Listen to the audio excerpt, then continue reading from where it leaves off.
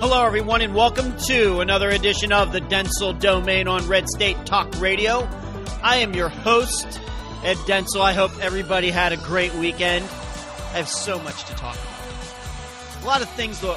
I mean, of course, mostly politics, but just a fascinating weekend. There was a point this weekend where I thought, you know, two opposite sides, extreme opposite sides of my life almost came together this weekend. Two of my interests, the far reaches of everything that I follow on the earth, almost came together. It was so close. I don't know what I would have done. If you don't know, my favorite athlete these days is Phil Mickelson. I've never played golf. As you know, I talk about disc golf once in a while, although I haven't been doing much of that lately. But I've never played ball golf, but I've been following Phil Mickelson for about 15 years. Before him, Andre Agassi was my favorite athlete. For some reason, I get into athletes who do singular sports, athletes who aren't part of team sports. Maybe that's the best way to put it. Who knows why? Maybe I'm kind of subconsciously telling you a little bit about my personality. But Phil Mickelson, been following for about 15 years. I guess it helps that he's the same age as I am, and I'm still hoping for him to beat the young guys out there. And he played real well this weekend, although he didn't win. However, had he won, he would have accepted the trophy at Doral, the country club, exclusive country club in the Miami area that is owned by who other than Donald Trump. And for a moment this weekend, I thought, what am I going to do? Phil Mickelson wins, goes to accept that trophy, and then he's there with Donald Trump. Those are like, once again, one of my favorite athletes in sports and one of my least favorite politicians these days coming together at one. How often is that going to happen in your life? Not too often. So it almost happened. But what really happened was Adam Scott ended up winning, ended up beating Phil by 3 strokes, although I thought Phil played perfectly fine, and it's obvious that his game is back. And I was watching the last part of the golf tournament with my parents, and they did an interview with Donald Trump on Sunday before the tournament was over. I told my dad, and my dad likes to monopolize the remote control. I said, you got to turn it to something else, please. And my dad can't stand Trump either.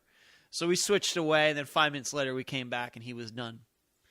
So that almost happened this weekend. My sports life and my political life almost coming together. So there's that. So let's get to some other things. Nancy Reagan died this weekend. You know, she is the type of woman. As you know, I am not married. I've never been close to getting married. Really, if I had to be absolutely honest about it, and for any ex-girlfriends that may be listening to it, it never crossed my mind, really, truthfully, any woman that I've dated, I'm going to just be honest. Maybe that makes me some bad guy or whatever, but I'm just telling you, that's what I do in this show. I talk about me, and I talk about my ideas about the United States and elsewhere.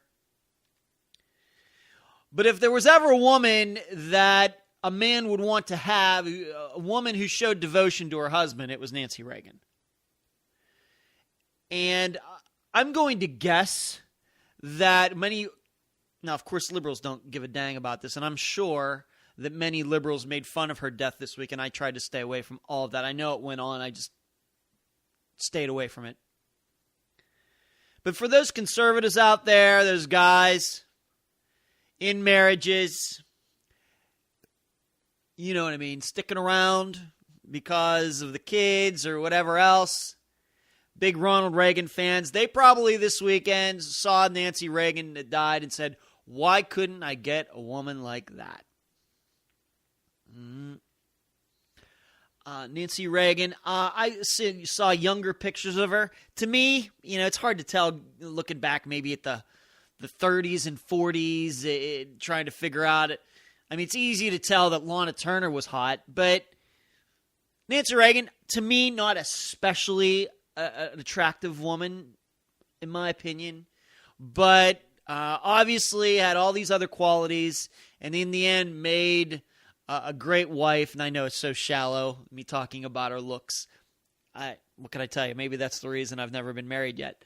A lot of guys, I'm sure, this weekend were saying, why can't I have? Let's just keep it at that.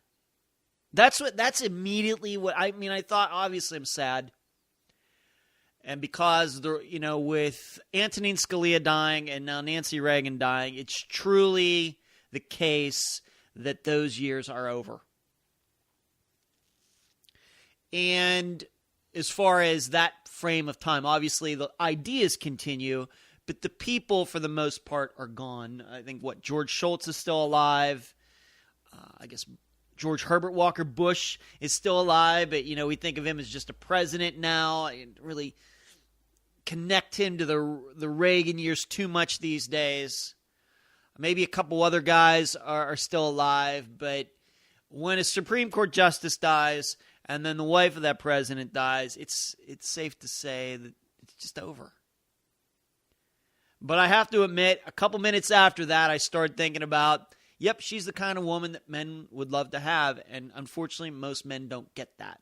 And dare I say it, a lot of men don't deserve that. So I'm here to protect the ladies on this as well. So there was 94 years old.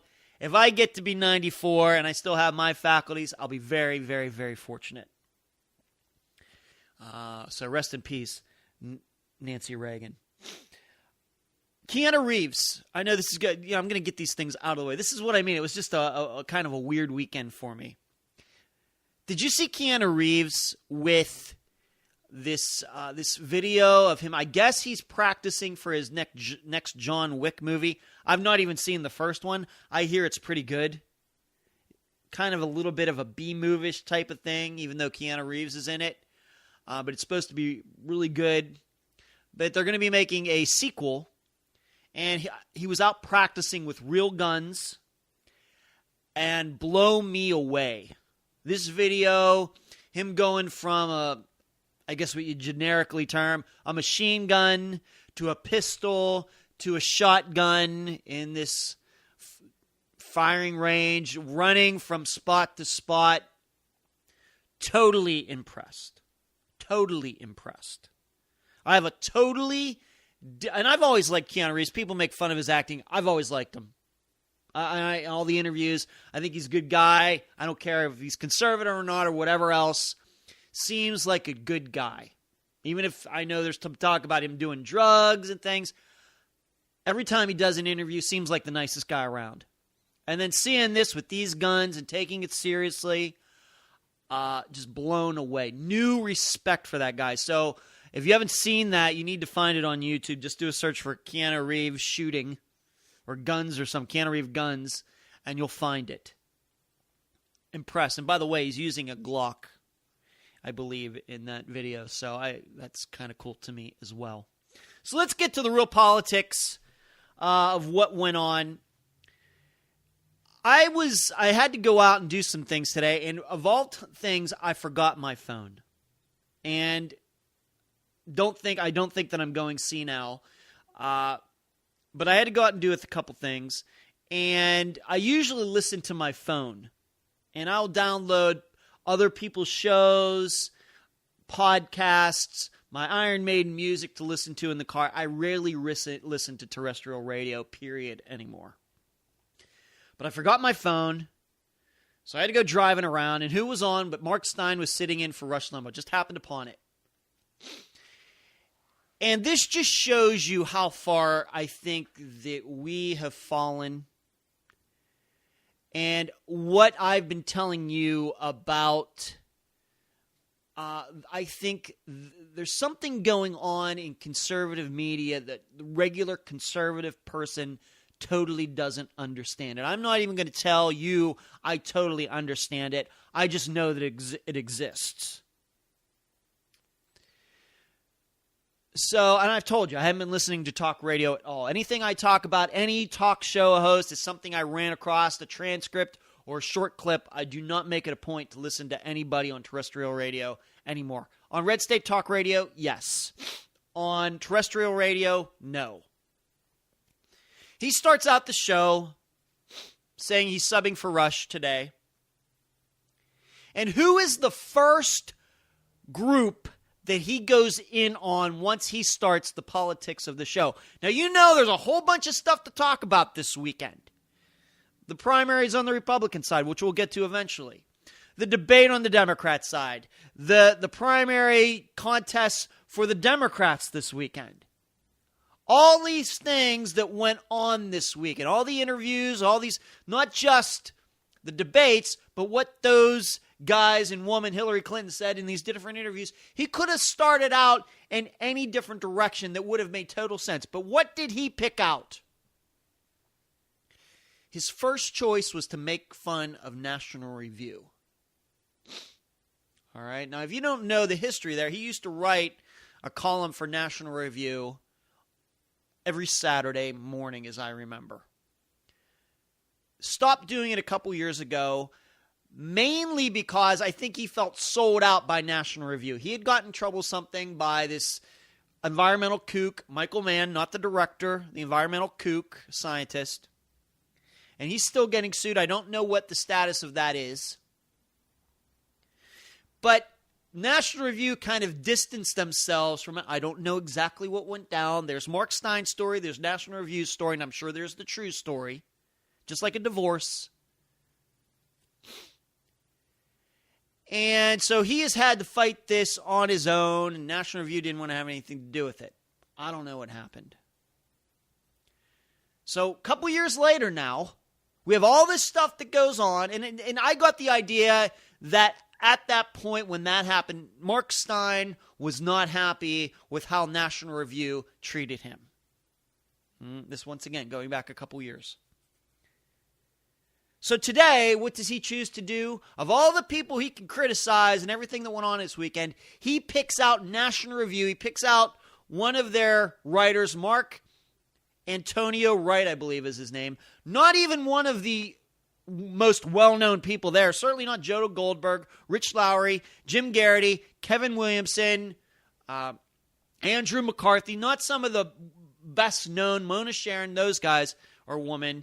But this Mark Antonio Wright guy, and picks him out because Mark Antonio Wright wrote a column about putting together a conservative enemies list. All these conservatives who say they're conservative, but then have gone on over and to support and give credence to Donald Trump. That's what Mark Stein picks out. Of everything. Now I'm going to tell you, do you think that's genuine? Do you think that he started out that show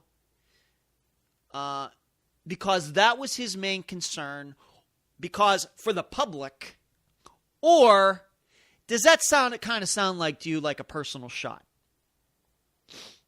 I was driving along. Where was I going? I was going to Walmart. I had to get some ink for my printer. And that came on. I said, you have got to be kidding me. I almost drove off the road when he started in on that. And all it did was further my belief that all of this, from Rush to Sean Hannity to Laura Ingraham, they're all using Trump as a way to get revenge against people who they believe have wronged them over the years, even if it means the mainstream media, if it means other conservatives, if it means a magazine like National Review or the Weekly Standard or Town Hall or whatever else. There is that belief. I used to be a huge fan of Mark Stein. In fact, I will tell you, my Govicide series of books that I talk about, but now they're not on Amazon anymore because I'm going to use them to get an agent, and I can't do that while they're being sold. I named a character after him in my books. Changed the spelling of his name. But that's who I was thinking of when I wrote that character. So that's how much respect I had for him 6 years ago. Now I have to talk about him like this. Now, who changed? Has he changed or have I changed? I would say that he has changed. I would say that. I'm trying to look at myself as unbiasedly as possible. Furthermore, to go, so I heard that, you pick out National Review out of all these possible people you could start your show off with. So I went into Walmart, came back out, and what's he doing? When I came back out, what was he doing? He was making fun. He was talking about the Republican big tent. And the reason it's so big is because there's nobody in it anymore. And he's making fun of, who is he making fun of? Jennifer Rubin and somebody else for saying, well, this person is conservative and that person isn't conservative.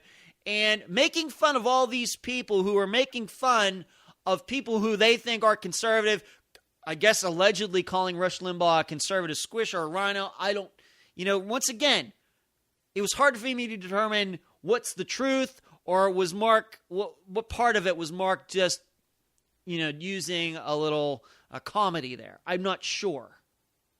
But his point was, look at all these people now pushing people out of the party. Then you know what he goes on to do? He goes on to make fun of John Kasich. Now, I'm no John Kasich fan. Right? But then he proceeds. So on one hand, he doesn't like this criticism going back and forth, but then he himself has no problem doing it. In John Kasich's case, Mark Stein was saying, he's making fun of him because John Kasich, I guess in the debate this weekend, made it sound like he was the one who had to calm Donald Rumsfeld down after September 11th. Making fun of John Kasich and that. I'm sure that's not how it went down. Even though John Kasich might have tried to portray it at least a little bit that way this weekend. So I just want to know, Mark, are we allowed to make fun of our fellow Republicans and conservatives, or aren't we? Because in doing that, making fun of John Kasich, wouldn't you be pushing him out of the party too? It's all so hard to figure out. And I think the reason it's hard to figure out, and I'm going to get to the next point where I'm going to go with this eventually. The reason it's so hard to figure out, usually, once in a while, I like to compare it to your regular lives in the work that you do, or, the hobbies that your kids have, the sports. And there's sometimes things that go on that seem to not make sense. You have a certain amount of information, and then a certain person has that same information, but they make the opposite decision of what you would have done. And once again, it has nothing to do with politics, just with work, whatever else. Relationships. The reason that usually is the case is because that person is processing the information personally. There's some personal motivation for that particular person that you may never know. This you could for example, dating. I've learned this the hard way. As a guy, you ask a woman out, she doesn't want to go out. The last thing you should do is take it personally. You're a good-looking guy, you're smart, you have a good job, you're interesting, you have hobbies, you have a great family, and she knows all this and still turns you down. Doesn't want to go out. Seems like a perfectly fine person, but she does that. The worst thing you can do is take it personally. She is making decisions not based on you. She is making decisions based on her. That's what I think is going on here with all of this. These people who we've come to respect over the years are not making decisions based on conservatism, what we would normally expect. They are making decisions based on their own personal revenge, feelings, emotions, jealousy, envy, pettiness, whatever you want to call it. And Mark Stein proved it today to me. I wasn't even looking. Had I had my phone with me, I would have never heard it. I would have been listening to Iron Maiden. I would have been listening to something else in the car. It's just weird. I don't take my phone, and then this is what I hear.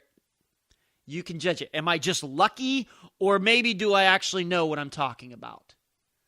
Once again, I'm not saying that Mark Stein shouldn't have a beef with National Review.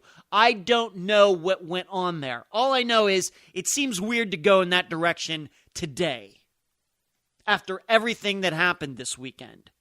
Why did he do it? Because he just can't get it out of his mind. He saw an opportunity to take a stab back at a magazine who he thinks wronged him, and he did it. Now, who's that in the interest of? Him, Mark Stein. It's not in the interest of the listeners. It's not in the interest of the voters. It's the interest of him. Like I said, it's very, very personal what is going on. Us conservatives, regular conservatives who are looking at our leaders and saying, what the heck is going on with these people? That's what's going on. They just cannot put the vengeful side of them to the side. They're out to make a point that has nothing to do with conservatism. They're out to make a point that they were allegedly right all along. Which you don't know if they were or not. It's a little disgusting. It certainly feels like high school. It certainly feels like cliquish, fraternity, sorority crap that we should all be past by this time. By all the ages, you look at these people who are doing this. Everybody engaged in politics these days who's leading on the conservative side is essentially 40 and over. We should all be better than that. It's disgusting. Now, where am I going with this? Where am I going? I'm going to go to the next level now.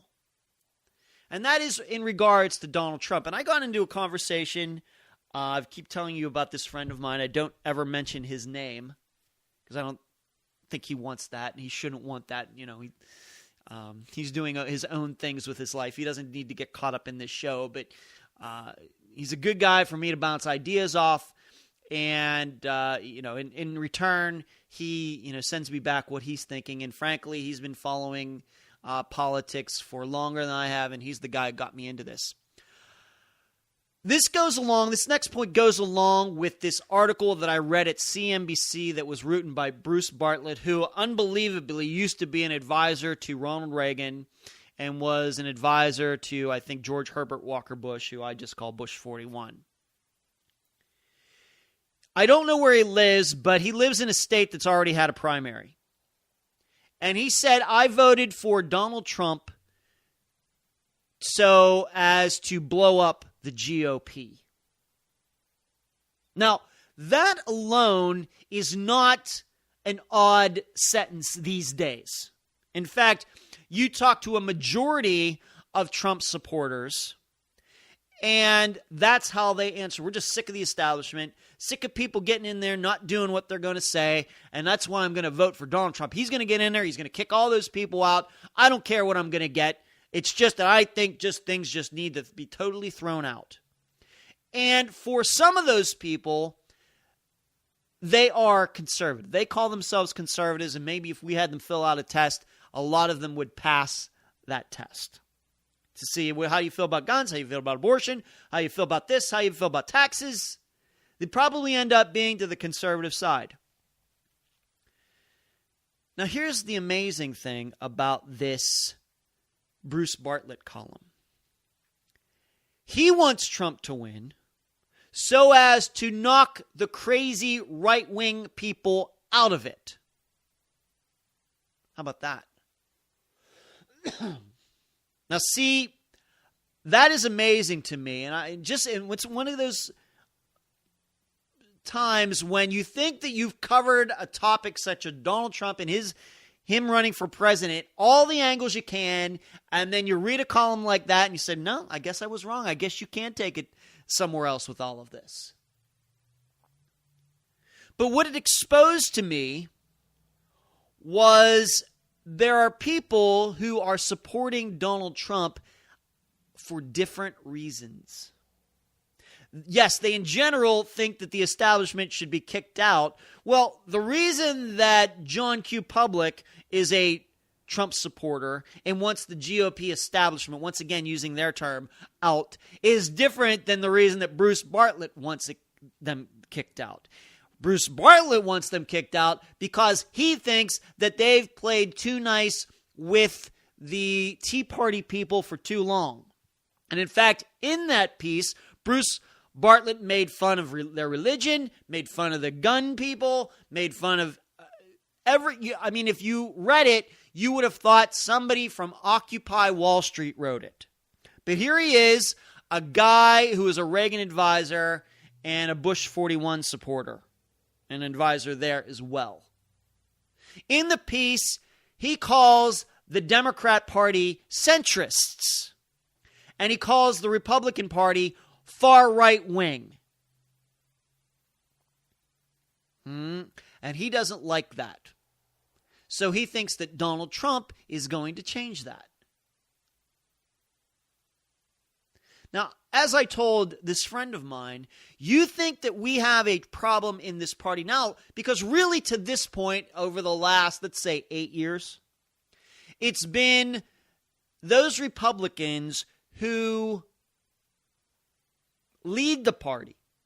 You know, what we would probably call the fundraisers, the donors, the Mike Murphys, the Dick Morrises, the Karl Roves, who aren't necessarily conservative, but they do a lot for the party, for the candidates. Along the way, they make fun of the Tea Party and true conservatives, but in the end, they're working for the party, what they would call working for the party. That battle's been between them and those of us who are more inclined to go with our ideology, our thinking about government and what it should be. That has been the argument back and forth. We get disgusted with them, they get disgusted with us. However, and this is one of the reasons that's one of the ideas that's opened my eyes, is that even within Donald Trump's support, the people are not united. They're not unified. In fact, as I told this friend of mine, they are divided into three different groups. There's the Bruce Bartlett group, who want the GOP establishment kicked out because he thinks the party's gone too far right. You have those Democrats who are voting for Donald Trump because maybe they don't like Hillary Clinton. They don't like their choices. And then you have those conservatives who are kind of like Bruce Bartlett, but they look at it the opposite way. They want the right-wing crazies, like me, I'm a right-wing crazy, to stay in the party, but they want those milquetoast Republicans, Karl Rove, Mike Murphy, kicked out. So you have three distinct groups. Now I'm going to tell you something. What do you think's worse? A war between two groups or a war between three groups? Because I now see that happening with Donald Trump. I can now see it. Because I've now gotten a little different flavor of this other side. Now, do I think Bruce Bartlett makes sense? No, I don't. No, I don't. How he would think that Donald Trump would get in there and kind of flip on its side, I don't know. I read the article like 3 times. I'm not even going to tell you how I think that would all happen. He seems to think it makes sense, though. It's his idea. I guess I just have to go with it. If he's going to write about it, that tells me that there are quite a few people who think like he does, even though I don't personally know any of them. Likewise, there's that middle group of moderates, and then you have those right-wing crazies that continue to support Donald Trump. Does it sound like those three groups are going to get along? Do you think that it's going to be any better than the way it is right now, the way it has been the last 8 years? Doesn't sound like it to me. And on top of that, you just don't know where Donald Trump is going to come down on all this, which adds a whole other level of complexity to it. And you all think that Donald Trump getting the nomination, winning, is going to make the Republican Party a better place. Really? I got to go to the break. You've been listening to the Dentzel Domain on Red State Talk Radio.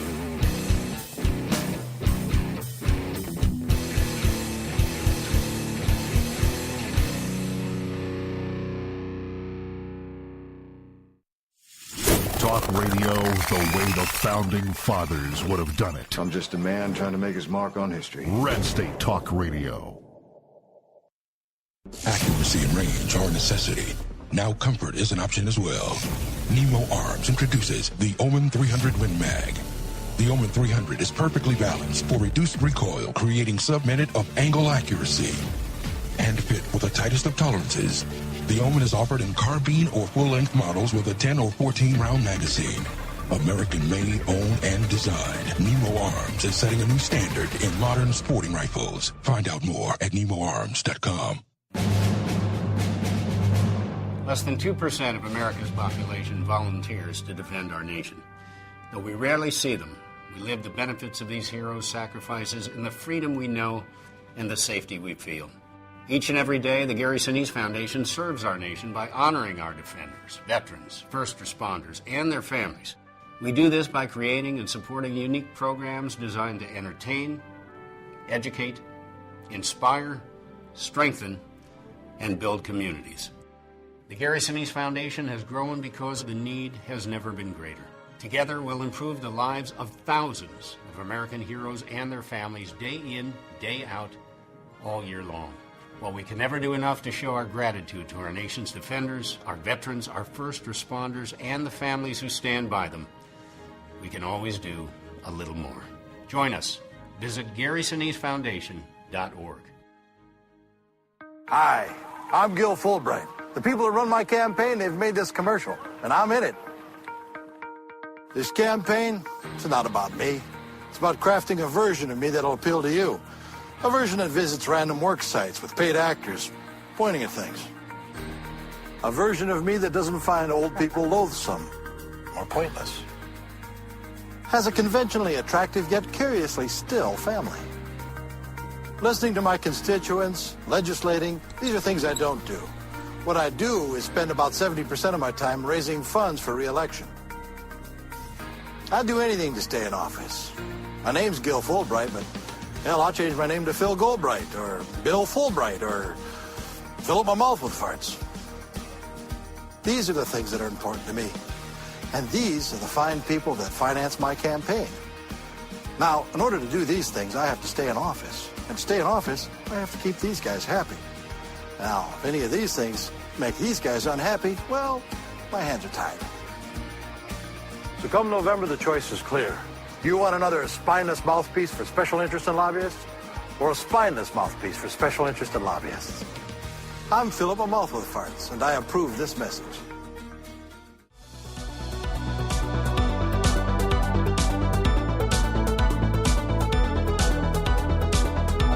We're back at the Dentzel Domain on Red State Talk Radio. I want to continue talking about this. I think it's fascinating. I want to continue to talk about this Bruce Bartlett article and these different groups that I now discover are supporting Donald Trump. Now, before the break, I talked about how, do you think that this is going to make the party any better? Now, that may not bother you.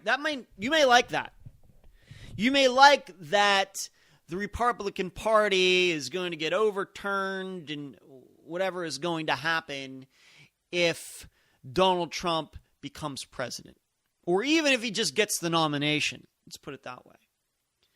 As I reminded this friend of mine, and I'm not saying he didn't know it, but it hadn't come up to that point. But I'm going to remind all of you, there is only one group in the United States that exists that can stop Democrats, and that's the Republican Party. Libertarian Party can't do it. Green Party's not going to do it. Constitutional Party's not going to do it. Socialist Party's not going to do it. So you can have all of the complaints in the world, and I don't want to hear there's not a dime difference of worth between them. We know what those differences are. We know, even though we haven't been pleased with the last 4 years. And I want to remind all of you that for the last so many years, the Republicans only had control of one half of one branch of government. The Democrats controlled the total executive branch. Due to Anthony Kennedy and John Roberts' squishiness, they've controlled the Supreme Court. We've had the House. That is it in the last 7 years until the Senate came in, beginning of 2015. So it's only been a year. And people are right. We know that there was a difference when Barack Obama was president and the Democrats had control of the entire government and, the entire Congress. We know there was a difference. I don't want anybody who ever says that to you, well, there's never a dime worth of difference between these two guys. Oh, really? So you want to go back to 2006 and 2008 and 2009? Really? Technically, 2009 and 2010. You want to go back to that? Really? Now, granted, for we as conservatives, we haven't gotten all that we wanted. But I'm telling you, Trump gets nominated, we're going to lose those branches of government. It's going to be even worse. You're going to go back to those years of 2009 and 2010. And if you think the last 5 years, 2011, 12, 13, 14, 15, have been bad, whatever, with the stock market falling, whatever else you want to bring up, just imagine if all of those years you would have had a Democrat Congress regarding all of those, during all of that. Huh?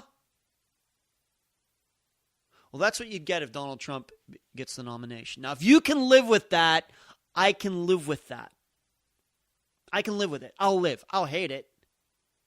But I'll live with it. Can you live with that in your belief system?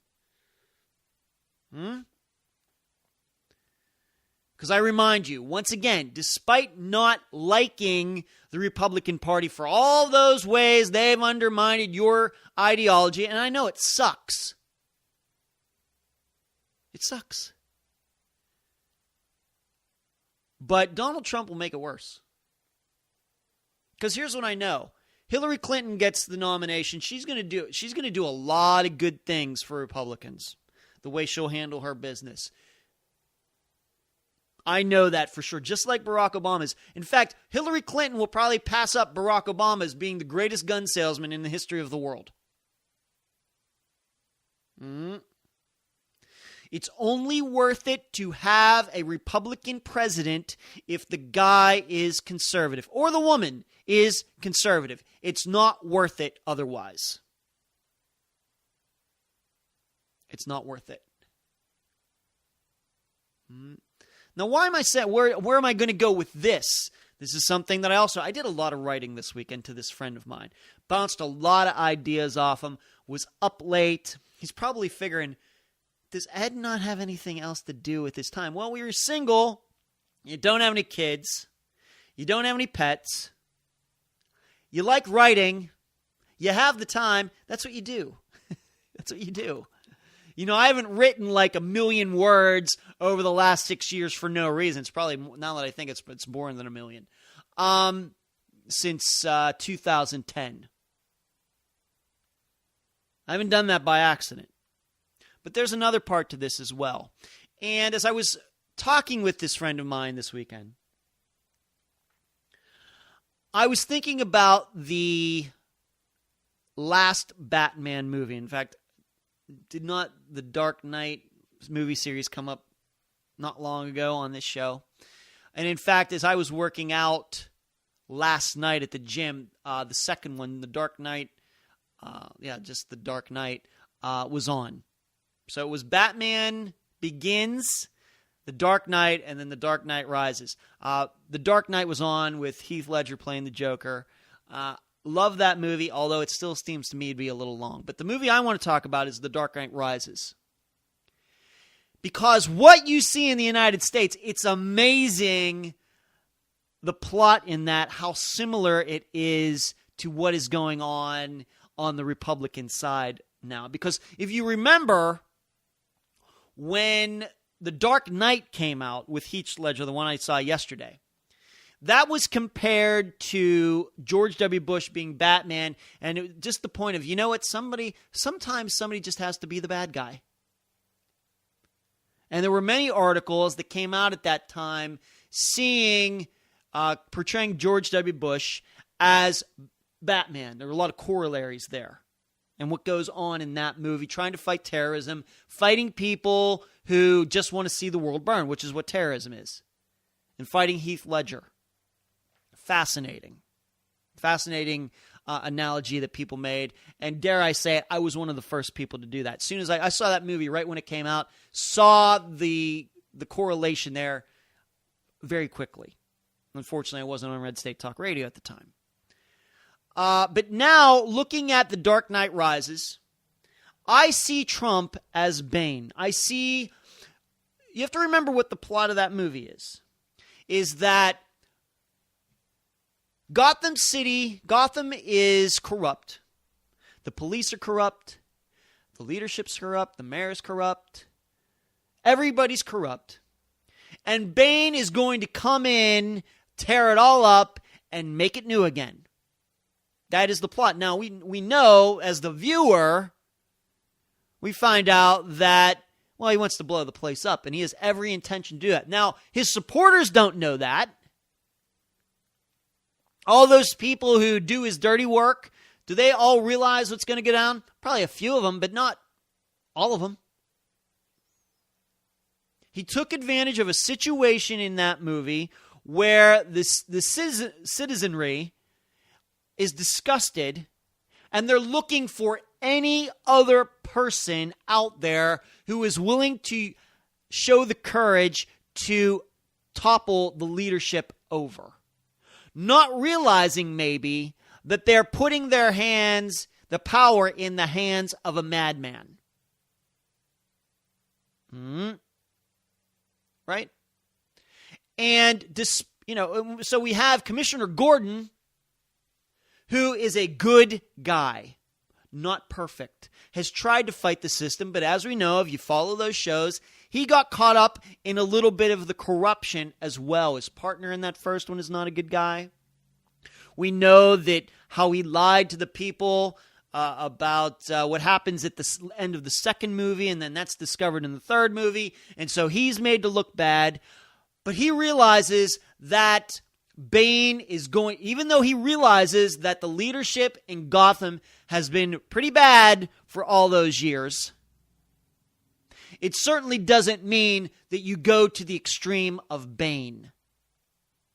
And you can hear Commissioner Gordon, I forget the actor's name right at this second, the guy who plays him is spectacular. I just saw him in Air Force One over at my mom and dad's a couple nights ago as well. In any case, he's trying to tell people that, this is going to be bad. This is not positive what is happening here. But a lot of people believe it is. And of course, when that movie came out, there were a lot of analogies made to Occupy Wall Street. And I can see that in the movie as well when the movie came out. But it seems to me now we can draw the correlation between that movie and what's going on in the Republican Party. There are a lot of people who just want to support Donald Trump because he's going to overturn everything. Doesn't matter, he's talking out both sides of his mouth. They just are so fed up with corruption that they'll take another corrupt person. And they don't want to go on the side of others. You know why? Well, they tried to draw this correlation. Well, they're not clean either.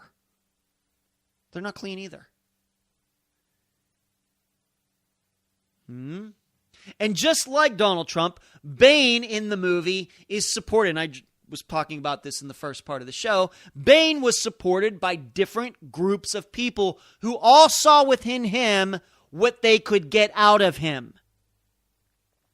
We know, remember, there was those rich guys, those couple guys, or the one particular guy, who was a business adversary of Bruce Wayne. And he thought that getting behind Bane, he could put Wayne Enterprises, at least the way I remember it, Wayne Enterprises out of business. And that's exactly what he does.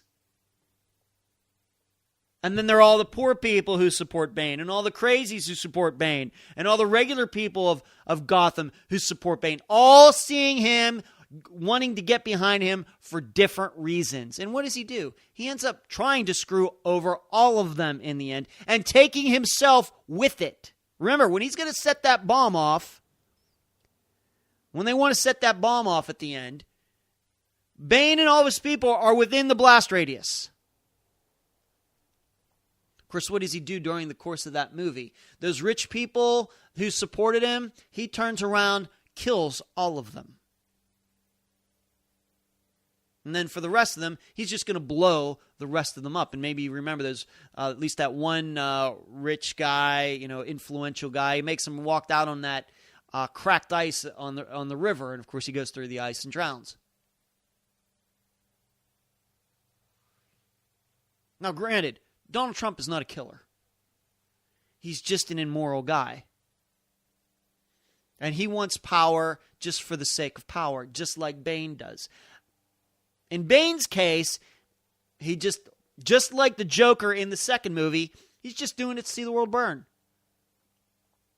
In Donald Trump's case, he believes with this power, he's not going to necessarily I don't necessarily think that Donald Trump wants to see the world burn. I don't think he wants to see his golf course down there in Miami where they played this past weekend go up in flames. But he certainly does lust for that power. And he's willing to say anything to anybody to get it. And just like those people in the movie, they just ignore it because they think that they can get something out of Bane. In which case, they don't get anything out of him. And this is what's going to happen with Donald Trump. None of you who are supporting him are ever going to get anything out of it. It's going to get worse. And the problem is, it's going to take people like the rest of us. None of us are clean in all of this. None of us. Like I said, we're all to blame, at least a small percentage. But it's weird that you reject the reasoning that we make because of that small percentage while you continue to support somebody who is obviously not fit to be president. Mm-hmm.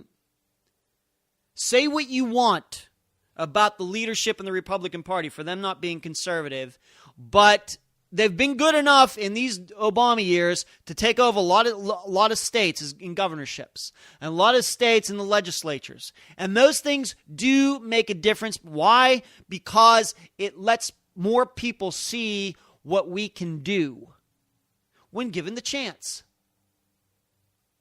It's still what ticks me off about somebody like Scott Walker. For some people, he just wasn't right on immigration. And because of that, they wanted to kick him out of the party in a day. Despite showing what he could do in a blue state, fighting teachers union, getting the budget balanced, getting a recall election, and everything else. And what did a bunch of you want to do? What did you do to him? Kicked him out. Made fun of him. So people, you know what that eventually does, don't you? It eventually makes people say, well, the hell with it. And this is what has worried me about the Tea Party movement for so long. And too many conservatives who otherwise are like me, is you sure can be petty. You know what I mean? You sure can throw somebody overboard in seconds. All that does is make people not want to represent you. I'm not saying you have to put up with everything under the world, everything that happens in the world, and getting backstabbed over and over and over again. But you sure are a moody bunch. Mm-hmm. And when you get moody like that, it's amazing what human emotions will do and what desperation will do and will cause you to latch on to somebody else. So I want you to think about that. Could go on for the rest of the time. I only have about 5 minutes left, but I wanted to touch upon the primaries, at least on the Republican side, this weekend. A little surprised. I have to say I was a little surprised. I was following the numbers. It was obvious to me early on that Ted Cruz was going to win Kansas, and he won it quite easily. And he won in Maine quite easily. Didn't win in Louisiana, but the way that's going to end up is he and Donald Trump still get the same amount of delegates. And then, of course, he got blown out in Louisiana. And then on Sunday, Marco Rubio ran away with it and got all 23 delegates by getting 70% of the vote in Puerto Rico. Once again, it's the first thing that struck me was that it's still hard to figure out. I mentioned this last week after Super Tuesday, that you look at where these guys win, and it's a little hard to figure out. It just is.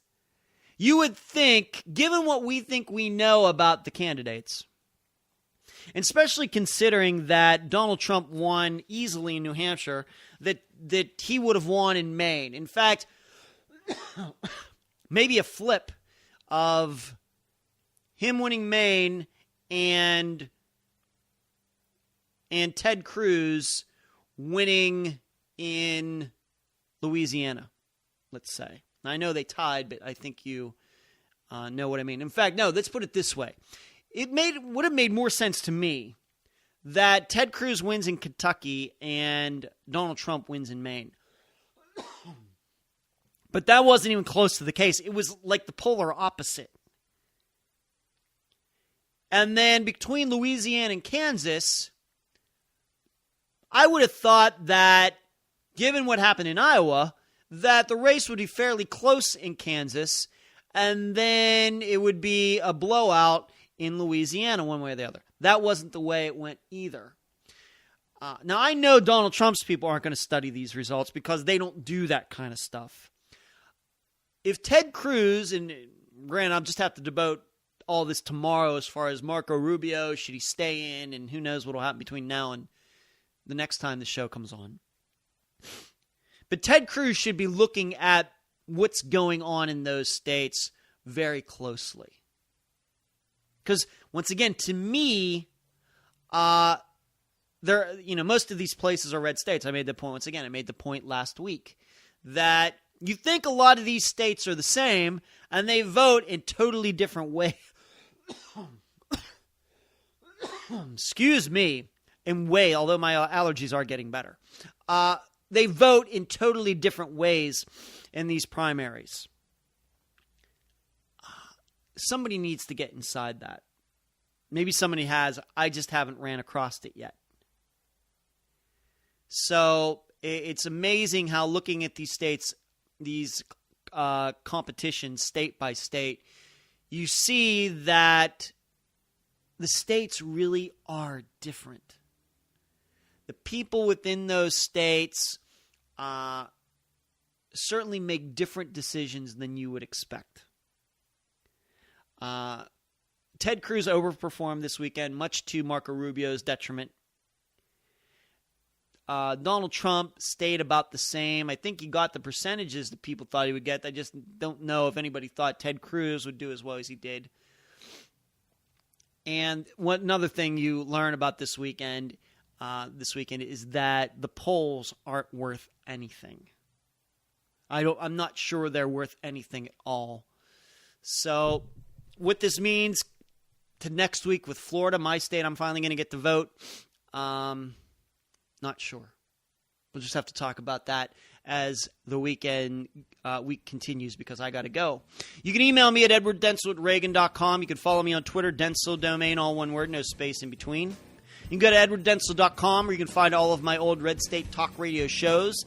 edwarddentzel.com/book is where you can find the first chapter of my next novel, The Comeback. You can download it for free. You can also find me on SoundCloud, YouTube, Podomatic, Podbean, Facebook, LinkedIn. Yeah, you know all those places. You've been listening to the Dentzel Domain on Red State Talk Radio. Thanks for listening.